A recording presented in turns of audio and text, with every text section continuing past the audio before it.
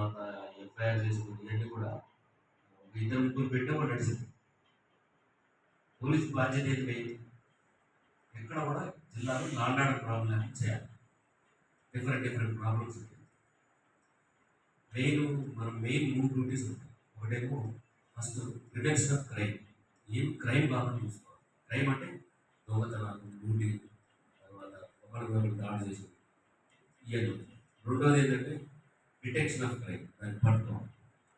మూడోది maintaining land order. ఈ మూడే చేయాలి. ఈ 3 చేయాలంటే మాత్రం కంపల్సరీగా దండోపాయం. అంటే మంచిగా చెప్తాం, ఇంటేరు, మళ్ళీ వాటి ముందు బదిలాడటం, మంచి చెప్తాం, ఇంటేరు లేకపోతే ఏం చేయాలి? దండోపాయం. ఇవన్నీ కంట్రోల్ చేయాలి. జిల్లా కంట్రోల్ చేయాలంటే ఫోర్స్ అవసరం. అయితే ఇప్పుడు వచ్చే ప్రాబ్లం ఏంటంటే మనకి ఫోర్స్ తక్కువ ఉంది. ఒక 2 months అయితే మనకి 100 మంది కాన్స్టేబుల్స్ వస్తారు, ఎస్ఐలు వస్తారు.